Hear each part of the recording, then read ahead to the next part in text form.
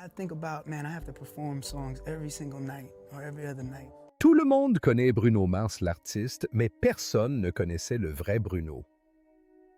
Le gamin qui a donné 1000 spectacles avant l'âge de 10 ans, l'adolescent qui dormait dans des eaux abandonnées, l'homme qui a tout perdu au jeu.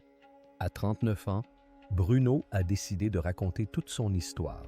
Il ne s'agit pas seulement de l'argent qu'il doit ni du départ de Jessica, mais aussi du traumatisme d'enfance qui l'a propulsé vers la gloire, de l'addiction qui a failli ruiner sa carrière et du sombre secret de famille qu'il porte depuis des décennies. Ce qu'il a révélé va tout changer. Bruno Mars n'avait que 4 ans alors que la plupart des enfants apprenaient encore à lire. Tandis que d'autres jouaient avec des jouets, il se produisait déjà 2 spectacles par soir, 5 jours par semaine.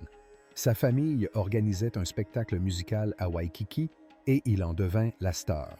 On l'appelait Petit Elvis car il portait une minuscule combinaison pailletée et imitait les mouvements d'Elvis Presley comme s'il était né pour ça.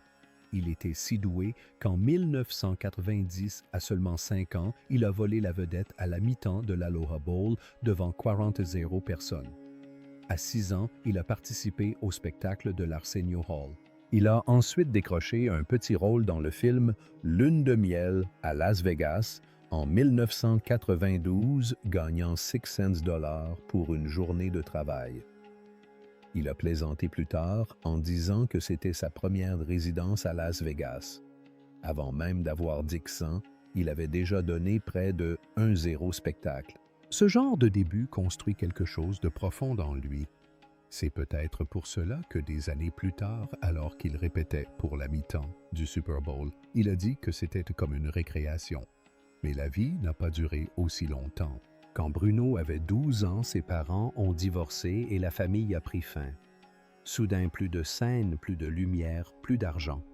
Bruno, son père et son frère dormaient, où ils le pouvaient parfois, dans une Cadillac jaune de 1993 parfois, sur les toits de Waikiki, et même une fois dans un zoo d'oiseaux abandonné, où les paons hurlaient toute la nuit. Il n'avait pas de vraie salle de bain, alors il se faufilait dans les piscines des hôtels juste pour prendre une douche. Le dîner se résumait souvent à du spam musubi de 7-Eleven. Pendant 5 mois, ils n'ont pas eu d'électricité. Il s'entraînait à la guitare au clair de lune, faute d'ampli. À l'école, les élèves se moquaient de lui parce qu'il portait des vêtements chinés, mais Bruno persévérait. Il gagnait 75 $ par soir en imitant Michael Jackson, ce qui lui permettait de payer ses démos et son ticket de bus. Cette lutte l'a rendu résistant. En 2003, les maisons de disques ont entendu sa démo et ont déclaré qu'il devait être le prochain Ricky Martin. Elles voulaient qu'il chante en espagnol même s'il n'écrivait pas en espagnol. Il ne voulait pas de ça. Il ne voulait pas être l'image que se faisait un label d'un artiste latin. Il a choisi un nom qui lui venait de son enfance, Bruno. C'était après un grand lutteur nommé Bruno Sammartino et il a ajouté Mars. Pourquoi? Parce qu'une fille lui a dit un jour qu'il était très sûr de lui. Tu dois venir de Mars. Lorsqu'il a déménagé à Los Angeles en juin 2003, il avait 18 ans. Il est descendu de l'avion avec seulement 6 cents, 3 CD de démo et le nom de Bruno Mars inscrit sur son étiquette de bagage. Durant sa première année, il a vécu dans 4 endroits différents, dont un motel à 40 $ la nuit sur Sunset et un studio exigu à Koreatown partagé avec 6 autres musiciens. Pour survivre, il a menti pour décrocher un poste de DJ sur Van Nuys Boulevard, même s'il n'avait jamais touché à du matériel. Il a été viré au bout de 2 nuits, mais les 75 $ qu'il a gagnés lui ont permis d'éviter que son téléphone ne soit coupé. Cet été-là, il y a eu des semaines où il ne mangeait que des tacos à 0,99 $ chez Jack in the Box. En février 2004, Motown lui a proposé un contrat. Il ne faisait que 3 pages. Bruno a plaisanté en disant qu'il avait déjà vu des menus de petit déjeuner plus épais. Le label ne savait pas quoi faire de lui. Il voulait un chanteur de pop latino. 9 mois plus tard, il le virait sans même avoir sorti un seul morceau. C'était humiliant. Il avait déjà annoncé à sa famille qu'il avait signé, mais cet échec s'est avéré être une chance. Un autre artiste est passé chez Motown à la même époque, Philip Lawrence. Ils se lièrent d'amitié. Ils se promirent de faire une musique que les maisons de disques ne pourraient ignorer. En 2006, Bruno et Philippe étaient fauchés mais motivés. Ils composaient de la musique à l'arrière de la vieille Toyota Corolla de 1999 de Philippe Garré devant un petit studio à Hollywood. Harry Levine dirigeait le studio. Il avait du matériel. Bruno et Philippe avaient des idées. Ils lui achetaient des burritos au 7-Eleven en guise de paiement. Dès qu'un accord ou un rythme leur plaisait, ils criaient « C'est un Smeeze ». C'est ainsi qu'ils ont pris le nom de Smeezingtons. Ils travaillaient 10 heures par jour, 6 jours par semaine à analyser des tubes et à apprendre à composer leurs propres chansons. Ils ont étudié plus de 1-0 chansons avant même d'en sortir une. Puis, la sœur de Bruno Amy est intervenue. Elle travaillait dans la mode à West Hollywood et a filé un de ses CD démos à un certain Mike Lynn. Mike travaillait pour Dr. Dre. Au début, il a failli jeter le CD car la voix sonnait bizarrement comme celle d'un Tamiya. Mais à 43 secondes, Bruno a atteint une note aiguë qui a obligé Mike à s'arrêter et à revenir en arrière. Il a emmené Bruno en avion pour une réunion au studio Record One. Ils n'ont pas proposé d'accord, mais le fait que quelqu'un d'important l'ait remarqué a vraiment boosté Bruno. À Los Angeles, être vu par la bonne personne peut tout changer. Pour survivre, ils ont vendu une chanson qu'ils avaient écrite pour eux-mêmes, intitulée « Lost a Minuto » pour 20 $. C'était juste assez pour éviter de se faire virer. Mais leur véritable succès est arrivé lorsqu'ils ont écrit le refrain de Right Round de Florida. La chanson a atteint la première place du classement et s'est vendue à 636 0 téléchargements la première semaine. À l'époque, c'était un disque numérique. Puis ils ont écrit « Nothing on You » de Bob, et ce fut un autre succès. Lorsque Bruno a sorti « Just the Way You Are » en 2010, les chansons qu'il avait contribué à créer s'étaient déjà vendues à plus de 15 millions de téléchargements. Bruno Mars n'a pas explosé sur la scène musicale du jour au lendemain. Son parcours solo a débuté avec un EP à couper le souffle intitulé « It's Better If You Don't It », sorti le 11 mai 2010 sans attirer l'attention. D'une durée de seulement 13 minutes et composé de 4 chansons seulement, il a été un succès retentissant. Et fin 2011, il ne s'était vendu qu'à 27,0 exemplaires aux États-Unis. Il paraissait modeste, voire oubliable. Mais ce court EP dissimulait des chansons qui allaient devenir l'épine dorsale de quelque chose de bien plus grand. À peine 5 mois plus tard, il sort Doo-Wops and Hooligans le 4 octobre 2010. Cet album rencontre un succès fulgurant, fabriqué avec un budget de 70 $ et sans aucun échantillon emprunté. L'album est devenu 7 fois disque de platine aux États-Unis et a dépassé les 15 millions de ventes mondiales en 2020. Rien qu'au Royaume-Uni, il est resté dans le classement officiel des albums pendant 400 semaines d'affilée. C'est presque 8 ans plus longtemps qu'Abbey Road ou même Thriller. Puis sont arrivés les singles. Son premier album, Just the Way You Are, est entré au Billboard Hot 100 le 7 août 2010 et a atteint la première place 8 semaines plus tard seulement. Il est resté dans les charts pendant 48 semaines et a été 13 fois disque de platine. Rien qu'aux États-Unis, il a été téléchargé 6,7 millions de fois, ce qui l'a placé parmi les 25 meilleurs titres numériques de tous les temps. Puis est arrivé Grenade. Il a enregistré 559 0 téléchargements durant sa semaine de pointe. Il s'agissait du 8e meilleur total hebdomadaire de l'histoire de la musique à l'époque. Il n'a pas seulement atteint la première place aux États-Unis, il a également dominé les classements dans 15 pays. Et ce n'est pas tout. entre janvier et mars. 2011 Grenade a atteint la première place du Billboard à 3 reprises, un record pour seulement 5 autres chansons. En mars 2011, Bruno avait 2 chansons chacune certifiées à plus de 5 millions d'exemplaires vendus aux États-Unis. Le seul autre artiste à avoir accompli cela avant lui était Lady Gaga. L'industrie musicale l'a remarqué. Les Grammy Awards lui ont décerné 7 nominations dès sa première apparition, dont celle de l'album et du disque de l'année. Aucun premier album solo masculin n'avait remporté un tel prix depuis Lauryn Hill. Il n'a pas remporté les plus grandes catégories, mais il a remporté le prix du meilleur chanteur pop masculin pour Just the Way You Are. Il n'avait que 25 ans et était le plus jeune homme à remporter ce prix depuis Stevie Wonder en 1974. Peu après, Billboard l'a classé parmi les 5 meilleurs artistes du moment.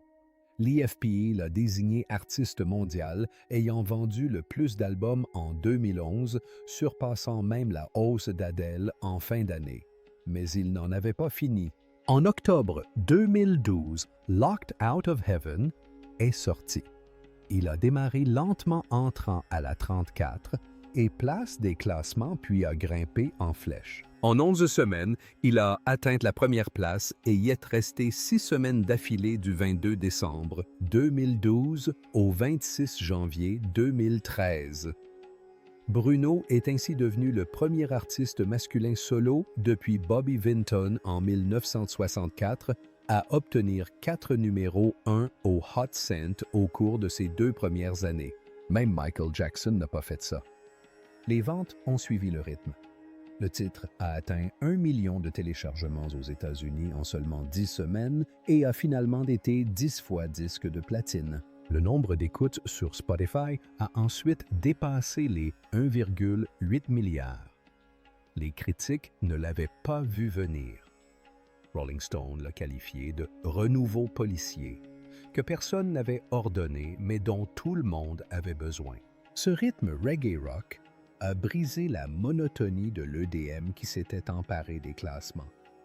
En moins de 4 minutes, Bruno a révolutionné le son des radios pop. Au départ, un jukebox peu orthodoxe n'était pas censé être déjanté. Le label s'attendait à un album dance accrocheur et percutant, mais Bruno et son équipe ont secrètement élargi leur vision. Ils ont étiré le budget et se sont essayés à 9 genres différents du disco chatoyant de Treasure au rock audacieux et sensuel de Gorilla en passant par le reggae avec Show Me. Le label a paniqué. Une note avertissait que la radio ne diffuserait pas un album aussi chaotique. Bruno n'a pas cédé. Il a même renoncé à 4% de ses futurs droits d'auteur pour financer des cuivres live et du matériel vintage. Le risque a payé. En 1 an, l'album s'est écoulé à 6 millions d'exemplaires dans le monde. Les critiques étaient stupéfaites. Spin Magazine a déclaré qu'on avait l'impression de feuilleter un jukebox à 3 heures du matin. Chaotique mais captivant. Le mélange des genres de Bruno sera plus tard repris par des artistes comme Dua Lipa et Harry Styles. Les Grammy 2014 furent une nouvelle fois un véritable feu d'artifice. Une orthodoxe jukebox remporta le prix du meilleur album pop vocal et 2 autres prix.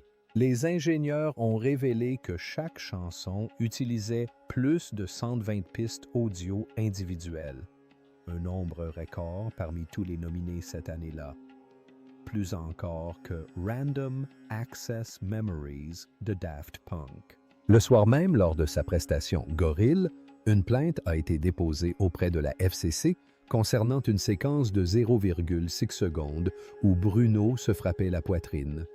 L'image était censée imiter un gorille. Aucune amende n'a été infligée, mais cela lui a valu une place dans le Guinness des records de 2015 pour le numéro télévisé le plus court ayant donné lieu à une plainte pour obscénité. Après les Grammy, les ventes ont explosé. Une orthodoxe jukebox a grimpé de 160 et 11% au Billboard 200.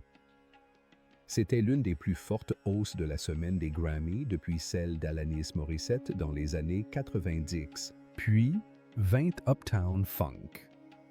Tout commença par une jam session sur First Hits en mai 2014 dans un studio improvisé. La première version fut enregistrée sur un mémo vocal que Mark Ronson garde toujours en tête de sa boîte mail. La chanson finale a nécessité 11 compositeurs, s'est retrouvée empêtrée dans 5 procès et est finalement sortie le 10 novembre 2014. Elle est allée directement au numéro 1 et y est restée pendant 14 semaines du 17 janvier au 18 avril 2015. Ce fut la plus longue séquence de numéro 1 de la décennie jusqu'à l'arrivée d'Old Town Road. À son apogée, la chanson s'est vendue 300 fois par semaine et a atteint 15 millions d'écoutes quotidiennes dans le monde. Au Royaume-Uni, elle a dépassé le million de ventes en 10 semaines, devenant le single influencé par le jazz le plus rapidement vendu depuis I Feel Good en 1965. Le public était obsédé. Delta Airlines a même signalé une augmentation de 37% des commandes de boissons en première classe le mois où elle est devenue leur chanson d'embarquement. Quelqu'un à la compagnie l'a baptisée Uptown Drunk. La BBC a même utilisé le tempo de la chanson pour enseigner la réanimation cardio-pulmonaire lors d'une émission en 2015. Mais son prochain grand projet a failli ne pas se concrétiser. Lorsque Bruno a livré 24K Magic en 2016, le label n'a pas été impressionné. L'album ne comportait que 9 titres et durait 33 minutes, soit moins que certains EP. Mais Bruno a tenu bon. Il voulait que le son soit celui d'une mixtape festive des années 90 sans interruption. Lors des Grammy Awards le 28 janvier 2018, il a raflé la mise. 24K. Magic a remporté les prix de l'album du disque et de la chanson de l'année, devenant ainsi le deuxième album R&B du siècle à réussir ce triplé. Il a remporté 6 prix en une seule soirée. Les résultats ont été immédiats. Les écoutes de That's What I Like ont bondi de 130% et la chanson a été 7 fois disque de platine. En avril 2018, l'album avait dépassé les 5 millions d'exemplaires vendus dans le monde, même s'il n'a jamais atteint la première place du Billboard 200. La tournée qui a suivi a été tout aussi folle. Le 24K Magic World Tour a débuté le 28 mars 2017 à Anvers et s'est terminé le 30 décembre 2018 à Honolulu. La tournée comprenait 215 concerts sur 6 continents. En Nouvelle-Zélande, il a battu le record de Beyoncé en vendant 48 583 billets à Auckland, soit 400 de plus qu'en 2016. À la fin de la tournée, 3,5 millions de billets avaient été vendus et 367,7 millions de dollars de recettes. Cela l'a placé parmi les 10 tournées les plus lucratives de tous les temps. Il a même surpassé la tournée originale Joshua Tree de U2 et le Monster Ball de Lady Gaga.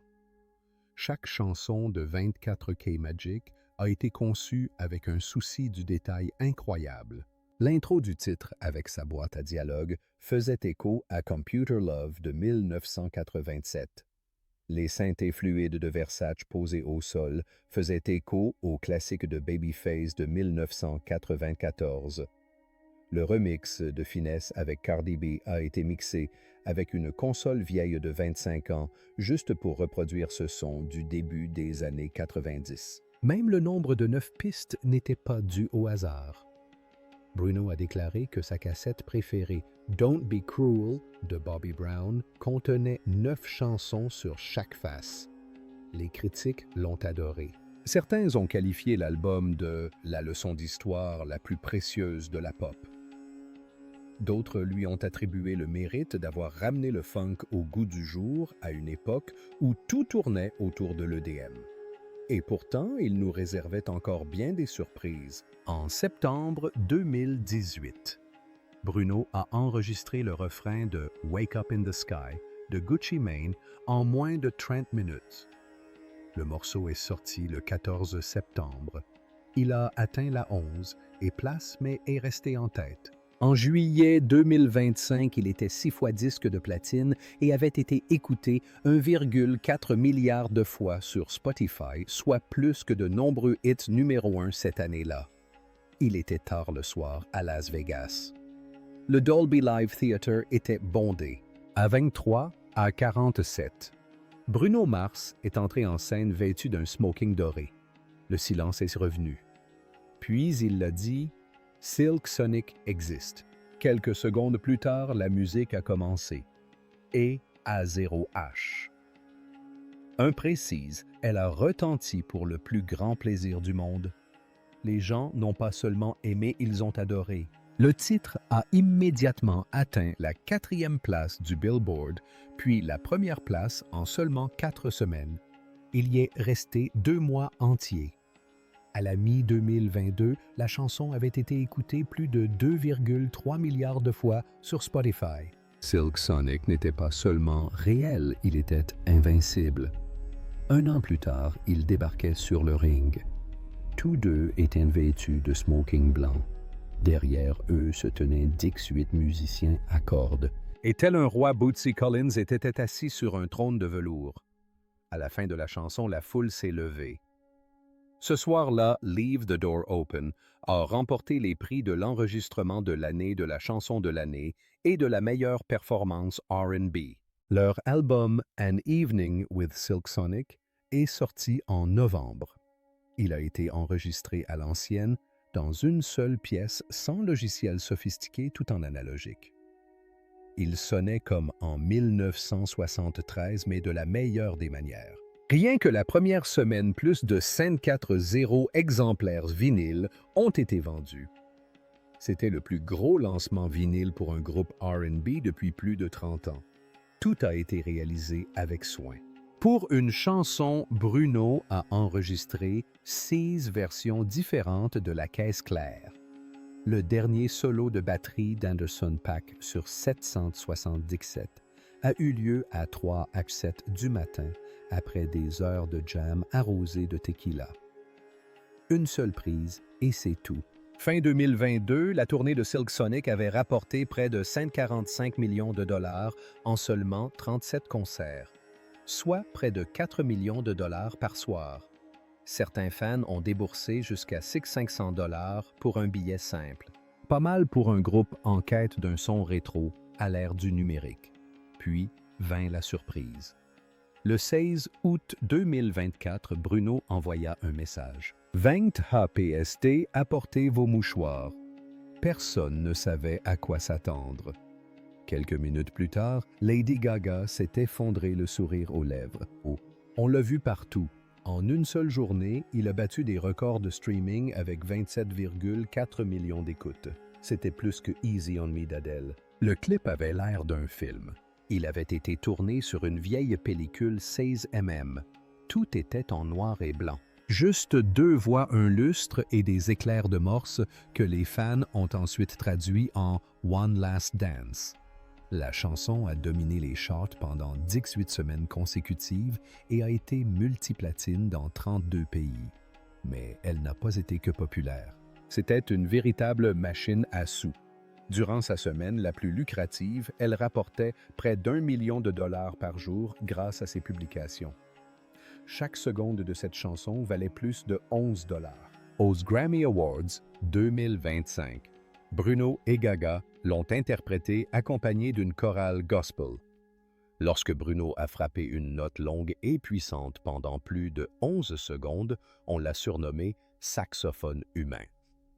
Ce moment a atteint la première place des tendances sur Twitter. Mais le plus fou, c'est peut-être ça. La dernière prise vocale a été faite en une seule fois. Il était 4H12.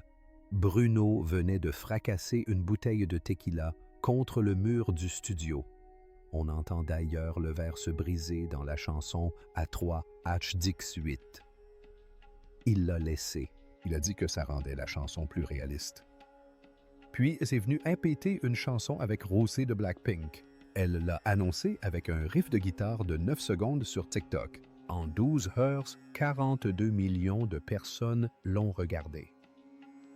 Dès sa sortie, le titre complet est entré à la 3e place du Billboard Hot 100, marquant ainsi le plus grand début de duo féminin de K-pop de l'histoire.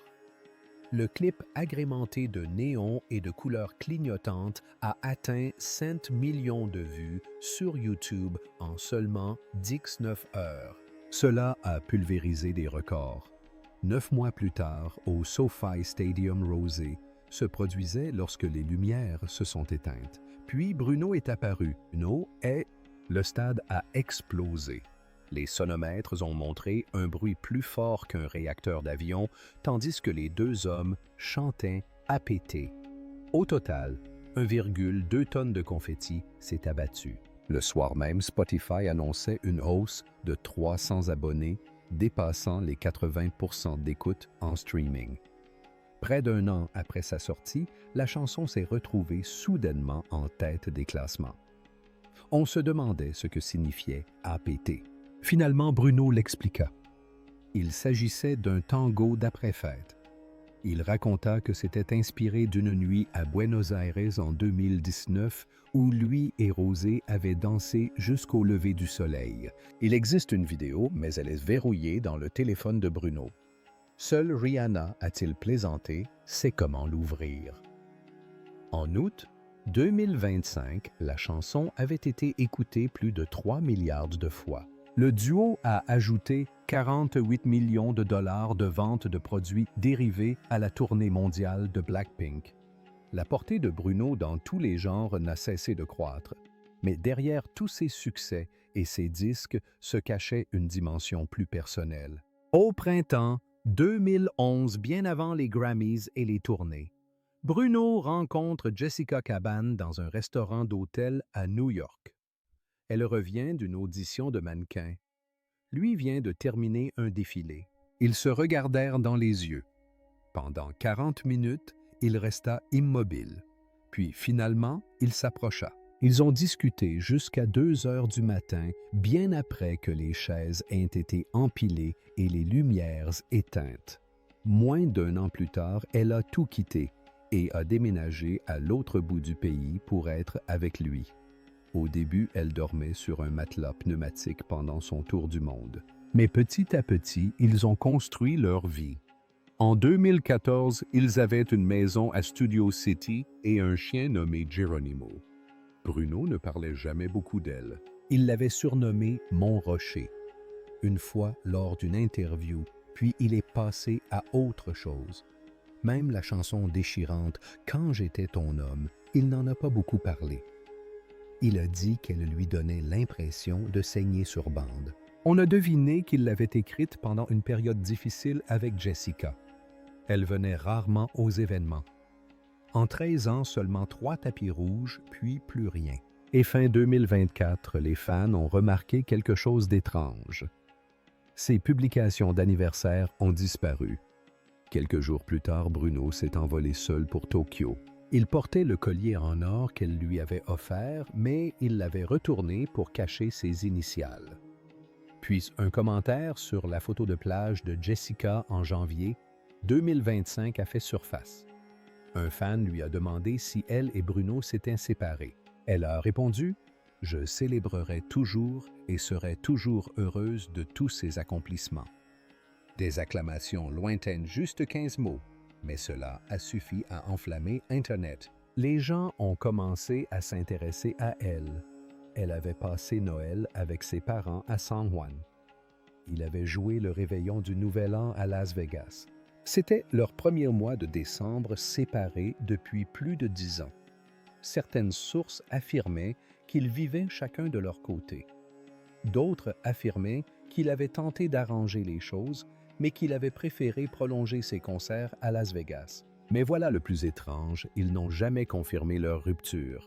Elle le suit toujours sur Instagram. Il aime toujours ses publications sur sa ligne de vêtements. Ils sont toujours copropriétaires de la maison. Certains disent qu'elle loge dans la chambre d'amis quand elle est en ville. Certains ont même affirmé qu'elle avait été vue dans les coulisses d'un de ses spectacles en mai. Mais aucune photo n'a jamais été publiée. Tout a commencé le 15 mars 2024. News Nation a diffusé un reportage sans citer de source, mais cela n'a pas eu d'importance. L'allégation était suffisamment extravagante pour faire scandale. Bruno Mars devait environ 50 millions de dollars à MGM Resorts après avoir accumulé des dettes de jeu. Et pour se le payer, il travaillait soi-disant grâce à ses spectacles en résidence au MGM Park. En quelques heures, Internet a explosé. Les blogs People ont répété le chiffre sans poser de questions. Les fils de discussion Reddit se sont enflammés avec des publications affirmant que MGM le possédait désormais. Les talk-shows ont également relayé l'information. Shannon Sharpe a même confié à son auditoire avoir entendu dire que Bruno avait perdu 17 millions de dollars en une seule nuit à une table de blackjack.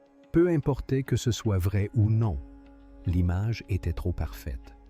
Une pop star mondiale chantant l'or et la richesse secrètement prisonnière d'une montagne de dettes de casino. C'était le genre de gros titres viraux. En seulement 2 jours, le hashtag Bruno Broke était partout et l'expression Bruno Mars 50 millions de dollars de dettes apparaissait soudainement dans plus de 4 millions de résultats Google. Tout cela a été lié à une seule réclamation anonyme. Le jour même, MGM Resorts a réagi rapidement.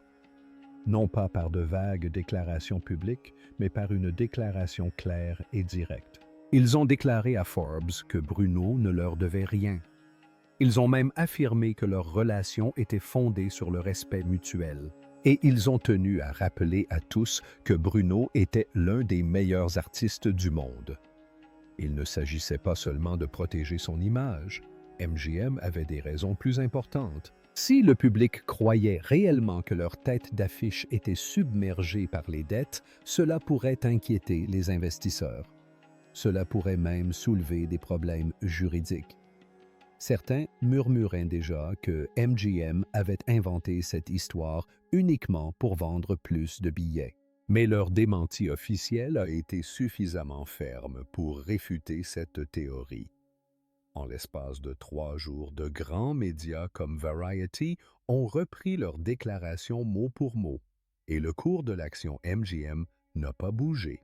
Wall Street, semblait-il, les croyait. Bruno, lui, n'a pas fait de déclaration ennuyeuse. Il a transformé toute l'affaire en plaisanterie. Lors de son concert au Parc MGM, le 12 avril, il a regardé la foule et a lancé l'air très sérieux. Depuis qu'ils m'ont dit que je devais payer 50 millions, mon téléphone est à sec. Où sont mes amis quand je suis là? La foule a rugi. Ce moment a été filmé, partagé et visionné plus de 6,8 millions de fois sur TikTok en une seule journée. Quelques mois plus tard, le 28 janvier 2025, Spotify annonçait avoir atteint les 150 millions d'auditeurs mensuels. Bruno l'a republié avec une légende. Continuez à streamer. Je serai débarrassé de mes dettes en un rien de temps. Puis 2 semaines plus tard, il a créé la surprise en montant sur scène avec Rosé de Blackpink au SoFi Stadium. Sa phrase d'ouverture, presque au bout de ses dettes. Celle-ci a été diffusée directement sur Instagram et a été vue 32 millions de fois en seulement 3 jours. Chaque fois qu'il en plaisantait, l'histoire perdait de son mordant. Et chaque fois qu'il disait quelque chose, les gens le partageaient. C'était une publicité gratuite pour ses spectacles et ses chansons. Pourtant, il y avait une raison pour laquelle tant de gens y croyaient au départ. Le chiffre de 50 millions de dollars semblait élevé, mais pas impossible. À Las Vegas, les gros joueurs misent souvent 50 dollars sur une seule main de blackjack.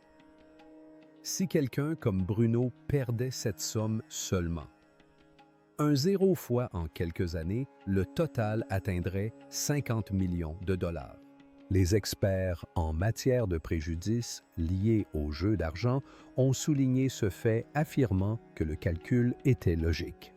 Bruno lui-même avait admis par le passé avoir commencé à jouer avant même d'avoir atteint l'âge requis et avoir un jour tout perdu au poker. Cela rendait la rumeur encore plus crédible. Si l'on ajoute à cela ses revenus colossaux, il gagnerait 1,5 million de dollars par concert, soit environ 90 millions de dollars par an. Et les fans n'avaient aucun mal à l'imaginer vivre comme un Sinatra moderne, gagnant et perdant des fortunes sous le même toit lumineux.